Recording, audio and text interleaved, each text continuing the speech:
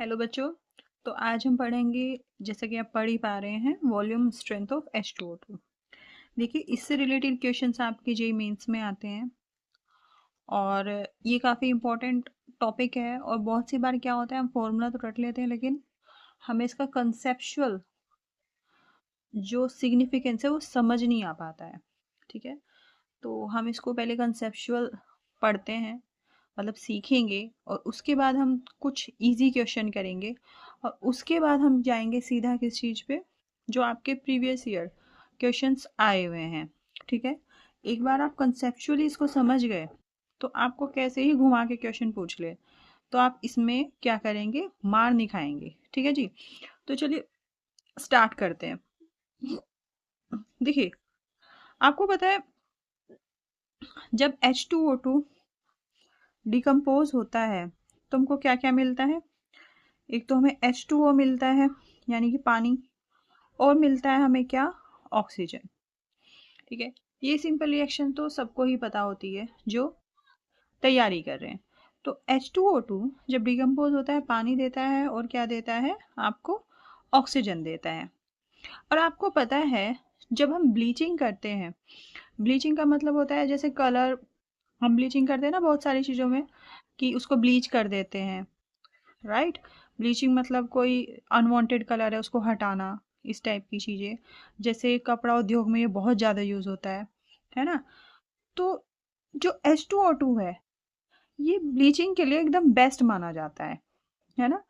तो जो H2O2 है एज ए ब्लीचिंग एजेंट के लिए बेस्ट माना जाता है और कमर्शियल पर्पज़ में बहुत यूज़ होता है, जो जैसे कि मैं आपको बता रही हूँ। और जो इसकी कॉन्सेंट्रेशन है H2O2 की, जो H2O2 की कॉन्सेंट्रेशन है वो किस टर्म में हम देखते हैं, जो इसकी कॉन्सेंट्रेशन हम देखते हैं W/V। W यहाँ पे वेट है और V यहाँ पे वॉल्यूम है। अभी हम आगे बताएंगे कि W किस चीज़ का वेट है और V किस चीज़ का वॉल्यूम है, राइट। लेकिन इसकी कॉन्सेंट्रेशन को ऐसे हम क्या करते हैं, डिनोट करते हैं, राइट। फिर अब आगे आ जाते हैं। अब देखिए, जो H2O2 है इसके सॉल्यूशन को हम डाइल्यूट करेंगे, मतलब इसमें पानी मिलाते रहेंगे, पानी मिलाते रहेंगे। और अलग अलग कॉन्सेंट्रेशंस पे इसके जो यूजेस हैं वो भी क्या है, अलग अलग हैं। जैसे कि जैसे जैसे आप डाइल्यूट करोगे उसके यूज जो हो गया अलग हो जाएगा। देखिए, कई जगह इसको एज ए एंटीसेप्टिक यूज किया जाता है, ठीक है। और फिर इसकी डिफरेंट कॉन्सेंट्रेशन पे इसको एज ए डिसइंफेक्टेंट यूज किया जाता है, ठीक है जी। अब आगे जाते हैं आप, जैसे मेरा टॉपिक है वॉल्यूम स्ट्रेंथ, तो इस वॉल्यूम स्ट्रेंथ को हम डिनोट कैसे करते हैं। तो वॉल्यूम स्ट्रेंथ को ऐसे डिनोट करते हैं, जबकि शीशी है उस पर क्या लिखा हुआ होगा, ऐसे लिखा आएगा 35V, 20V, 15V, राइट, ऐसे लिखा हुआ आएगा। V मीन्स यहाँ पे वॉल्यूम है, ठीक है जी। अगर कोई सैंपल, कोई बोतल है आपकी, ठीक है, H2O2 की, और उस पे मेंशन है आपका 35V, इसका क्या मतलब है। देखिए, सबसे पहले तो इसका मतलब ही पता होना चाहिए ना, हमें पढ़ना है वॉल्यूम स्ट्रेंथ, और वॉल्यूम स्ट्रेंथ को ऐसे डिनोट करते हैं तो इसका मतलब भी तो पता होना चाहिए। तो 35V का मतलब है कि अगर कोई सैंपल है H2O2 का और वो रिप्रेजेंट करता है उसमें 35V, इसका मतलब है इस सैंपल के 1 लीटर सॉल्यूशन में, इस सैंपल के 1 लीटर सॉल्यूशन में जब H2O2 डिकम्पोज होगा तो कितना गैस देगा एसटीपी पे, कितना O2 गैस देगा एसटीपी पे, 35 लीटर ऑफ O2 देगा एसटीपी पे।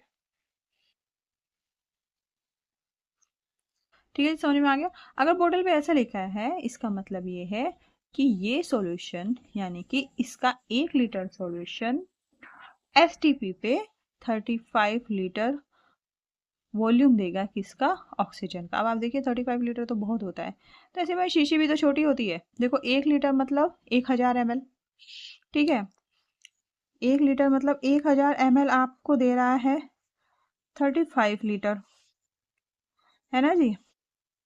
तो मेरी बोतल है 100 ml की, तो इसको डिवाइड बाई 10 करो, ठीक है। तो 100 ml कितना देगा, इसको भी 100 से डिवाइड कर दो, इसको भी सॉरी 10 से डिवाइड कर दो, तो ये कितना हो जाएगा 3.5 लीटर। मतलब इतने लीटर आपका क्या देगा, ऑक्सीजन देगा एट एसटीपी। तो वॉल्यूम स्ट्रेंथ का मतलब यही है कि इसकी स्ट्रेंथ इतनी है कि ये इतना ऑक्सीजन आपको, इतने लीटर ऑक्सीजन आपको दे देगा। आई होप आपको बिल्कुल समझ में आ गया होगा। अब चलिए इसके डेरिवेशन की तरफ चलते हैं, डेरिवेशन कर लेते हैं।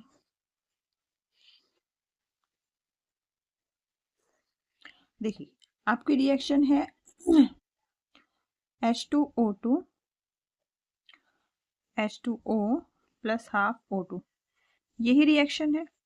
आपको मोलर मास ऑफ H2O2 पता होना चाहिए, कितना होता है 34 ग्राम, 34 ग्राम। इसको निकालने की विधि बहुत बार बता रखी है, कैसे, H2 हाइड्रोजन का कितना होता है 1, तो 2 इंटू 1 प्लस ऑक्सीजन का कितना होता है 16, ये 2 यहाँ आ जाएगा और ये हो जाएगा 16, ये 2 1 जा 2 प्लस 16 2 जा 32, ये हो गया 34 ग्राम पर मोल। तो H2O2 का मोलर मास कितना हो गया 34 ग्राम, ठीक है जी। इसका मतलब ये है कि 1 मोल ऑफ H2O2 क्या प्रोड्यूस कर रहा है, कितने मोल ऑफ, क्योंकि हमें रिलेशन देखना है इसमें और इसमें, क्योंकि स्ट्रेंथ का जो रोल है इन दोनों के बीच में ही है, ठीक है। यानी कि 1 मोल ऑफ H2O2 प्रोड्यूस कर रहा है 1/2 का मतलब होता है 0.5 मोल ऑफ O2, या फिर 34 ग्राम ऑफ H2O2 प्रोड्यूस कर रहा है 0.5 मोल ऑफ O2, ठीक है जी। अब आपको पता है कि 1 मोल में कितने लीटर होते हैं, अगर मैं वॉल्यूम वॉल्यूम पे चलूं तो 1 मोल में होते हैं 22.7 लीटर ऑफ H2O2, आपकी प्रोड्यूस कर रहा है O2 कितना 0.5 mole of O2, 0.5 mole of O2, ठीक है। और अगर मैं इस O2 वाले मोल को, इसको भी लीटर में चेंज करूं, तो देखिए 1 मोल में तो सबका वॉल्यूम सेम होता है, ये भी 22.7 लीटर, तो 1 मोल में ये भी 22.7 लीटर होगा, ठीक है। तो लेकिन ये कितना है, आधा मोल, तो यहाँ पे आधा मोल है, तो इसका जो वॉल्यूम होगा ये कितना होगा, तो इसको हाफ से डिवाइड कर देंगे, तो कितना हो जाएगा, ये हो जाएगा 11.3 लीटर ऑफ O2, ठीक है, क्योंकि 1 मोल में तो सेम ही होता है ना वॉल्यूम, है ना। तो अगर ये 1 मोल होता तो 22.7 लीटर 22.7 लीटर ही ऑक्सीजन लिबरेट कर रहा होता, लेकिन ये आधा मोल है तो 22.7 लीटर लिबरेट करेगा, 22.7 का आधा यानी कि 11.3 litre of oxygen. I hope आपको यहाँ तक तो अच्छे से समझ में आ गया होगा, ठीक है। अब आप ये देखिए अब हमें जो स्ट्रेंथ है वो तो ऑक्सीजन की टर्म्स में देखेंगे ना, क्योंकि ये तो ऑक्सीजन की टर्म्स में है, 35 वॉल्यूम, 20 वॉल्यूम, 15 वॉल्यूम, राइट। तो देखिए अब आप ये देखिए कि इसका मतलब कि 11.3 लीटर ऑफ O2 निकालने के लिए, 11.3 लीटर ऑफ O2 निकालने के लिए हमें मिनिमम कितना H2O2 चाहिए, है ना। तो अब आप देखिए, यानी कि 11.3 litre of O2 must contain, कितना होना चाहिए H2O2, 1 मोल, है ना, 1 मोल से निकल रहा था, 1 मोल यानी 34 ग्राम, 34 ग्राम ऑफ H2O2, ठीक है। अगर मैं 1 लीटर की बात करूं कि अगर मुझे 1 लीटर O2 चाहिए तो कितना होना चाहिए 34, और ये डिवाइड में आ जाएगा बाय 11.3 ग्राम ऑफ H2O2। इतना H2O2 चाहिए। अगर आपको 1 लीटर, सपोज मेरे पास बहुत सारे कपड़े आ गए, मुझे उनको क्या करना है, मुझे उनको करना है ब्लीच। अब मुझे चाहिए 1 लीटर ऑक्सीजन चाहिए उसके लिए, तो मुझे H2O2 कितना चाहिए, इतने ग्राम। ठीक है जी। अगर मुझे x लीटर चाहिए, ऐसा थोड़ा डॉट 1 लीटर, ज़्यादा कम भी हो सकता है, तो x लीटर के लिए क्या होगा, इसमें x से आप क्या कर दोगे, मल्टीप्लाई कर दोगे, इतने ग्राम ऑफ H2O2। अब आपको पता है जो एन फैक्टर है H2O2 के लिए, वो होता है 2। ठीक है, तो अगर आप इसको इक्विवेलेंट की टर्म्स में निकालें, इक्विवेलेंट वेट की टर्म्स में, तो जो ये 34 है डिवाइड बाई 2 हो जाएगा। एन फैक्टर अगर 2 है तो इक्विवेलेंट वेट ऑफ H2O2 कितना होगा, 34/2 डिवाइड हो जाता है ना मोलर मास उतने से ही। ठीक है, तो हो जाएगा आपका कितना, 17 ग्राम। तो यानी इक्विवेलेंट वेट जो आपका हुआ वो हुआ कितना, 17 ग्राम। इसका मतलब अगर आप मैं इसमें चलूं, ठीक है, तो अगर मैं, इतने तो ग्राम हो गया, अगर मैं इसको इक्विवेलेंट्स की टर्म में निकालूं, तो मैं इसमें क्या करूंगी, इसको मैं 17 से डिवाइड कर दूंगी। इसका मतलब अगर मुझे नंबर ऑफ इक्विवेलेंट्स निकालने हैं कि H2O2 के नंबर ऑफ इक्विवेलेंट्स कितने हैं, तो देखिए ये मास हो गया।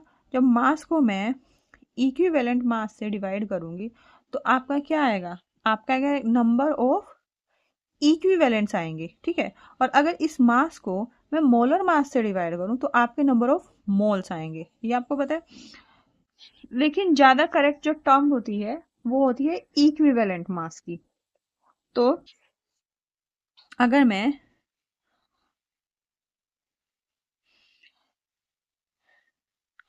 इसका मतलब है x लीटर इतने हो जाएगा। ठीक है, तो नंबर ऑफ इक्विवेलेंट्स कितने होंगे,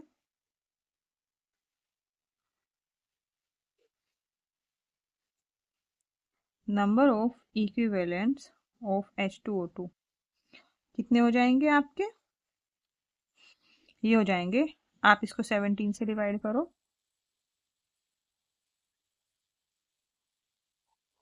इतने।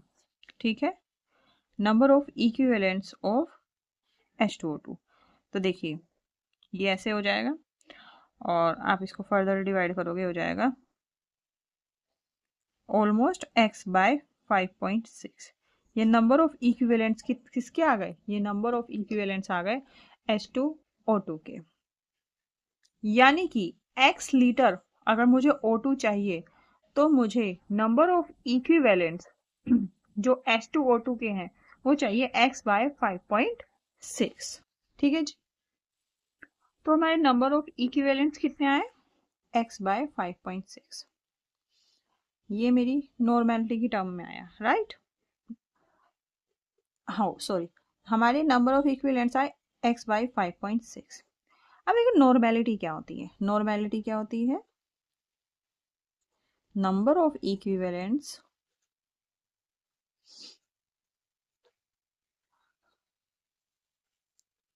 ऑफ सोल्यूट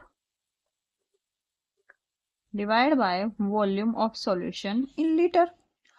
और इक्विवेलेंट नंबर ऑफ सोल्यूट क्या है, x बाय 5.6, और वॉल्यूम कितना है 1 लीटर। ठीक है, तो ये होगा x बाय 5.6। देखिए मैंने शुरुआत में ही बताया था कि जितने लीटर ऑक्सीजन आपकी लिबरेट होती है वही आपकी कहलाती है वॉल्यूम स्ट्रेंथ ऑफ H2O2। और जो ये x है मेरा, ये मैंने क्या बोला था आपको कि अगर मुझे x लीटर ऑफ O2 चाहिए तो मुझे H2O2 की कितनी जरूरत पड़ेगी, है ना। तो जो x लीटर है, इसका मतलब ये जो x है ये तो O2 की वैल्यू है, यानी कि यही हमारी क्या है, volume strength of H2O2। By definition तो यही होता है ना कि जितनी ऑक्सीजन आपकी निकली वही वॉल्यूम स्ट्रेंथ ऑफ किसकी हुई, H2O2। तो इसका मतलब ये x बाय 5.6 और कुछ नहीं है बल्कि क्या है, volume strength of H2O2 divide by 5.6। ठीक है, ये तो मैंने आपको बताया किसकी टर्म्स में, ये अगर आपको नॉर्मेलिटी की टर्म्स में अगर आपको डेटा दे तो आपको ये वाला फॉर्मूला यूज करना है। लेकिन अगर आपको मोलैरिटी की टर्म में क्या दे, डेटा दे, तो आपको कैसे निकालेंगे? देखिए नॉर्मेलिटी तो ऐसी हो गई, मोलैरिटी क्या होगी? मोलैरिटी की टर्म में, मोलैरिटी की टर्म में होगा volume strength, volume strength of H2O2, और इसमें क्या कर देंगे, इसमें 2 से मल्टीप्लाई कर देंगे, ये हो जाएगा कितना 11/11.3। ये हो जाएगा मोलैरिटी की टर्म में, क्योंकि देखिए नॉर्मेलिटी होता है, नॉर्मेलिटी होता है मोलैरिटी इंटू एन फैक्टर। ठीक है, एन फैक्टर 2 था। ठीक है, नॉर्मेलिटी की जगह मैं क्या लिख दूंगा, मोलैरिटी इंटू, देखिए यहां से अगर मैं निकालू यहां से भी, इसकी जगह मैं क्या लिख दूंगी, molarity into n factor. N factor क्या है मेरा, एन फैक्टर मेरा 2 है, ये हो जाएगा 2। तो देखिए यहीं से अगर मैं इसको डेराइव करूं तो हो जाएगा, मोलैरिटी को सपोज मैं m से डिनोट कर रही हूँ। ठीक है, तो मोलैरिटी हो जाएगा m, एन फैक्टर 2 है, ये नंबर ऑफ इक्विवेलेंट्स है ऑफ सोल्यूट, मैं यहाँ से आ जाती हूँ। ठीक है, ये हो जाएगा x/5.6, है ना। तो मोलैरिटी की टर्म होगा x डिवाइड बाय 5.6 इंटू 2, यानी m इक्वल होगा x डिवाइड बाय 11.3। तो मोलैरिटी की टर्म में वॉल्यूम स्ट्रेंथ आप ऐसे निकाल लोगे, मतलब एक फॉर्मूला आप नॉर्मेलिटी का याद रख लो। तो नॉर्मेलिटी का अगर आपने एक फॉर्मूला याद रख लिया तो मोलैरिटी का आपका ऑटोमेटिक ही आपको क्या हो जाएगा, ऑटोमेटिक ही आप मोलैरिटी का निकाल सकते हैं। ठीक है जी, अब देखिए, तो यानी कि जो स्ट्रेंथ ऑफ सॉल्यूशन है वो आप किस में निकालेंगे, मोलैरिटी ग्राम पर लीटर में। जो आपकी वॉल्यूम की स्ट्रेंथ है, वॉल्यूम स्ट्रेंथ ऑफ H2O2, अगर आपको ग्राम पर लीटर में निकालना हो तो आप कैसे करेंगे, मोलैरिटी को, जो ये मोलैरिटी है इसको मल्टीप्लाई किससे कर लेंगे, इसको मल्टीप्लाई कर लेंगे मोलर मास से। अगर इसको मोलर मास से आप मल्टीप्लाई करोगे तो ये आपका ग्राम पर लीटर में आपका क्या आ जाएगा, आपका स्ट्रेंथ ऑफ सॉल्यूशन आ जाएगा। ठीक है, तो अगर आपको स्ट्रेंथ ऑफ सॉल्यूशन है, देखिए यहां से स्ट्रेंथ ऑफ सॉल्यूशन तो ये जा रहा है ना, मोलैरिटी इंटू 11.3। ठीक है, अब देखिए, अब जो जो ये स्ट्रेंथ है ये वॉल्यूम की टर्म में है, यहाँ पे ये किसकी टर्म में है, वॉल्यूम की।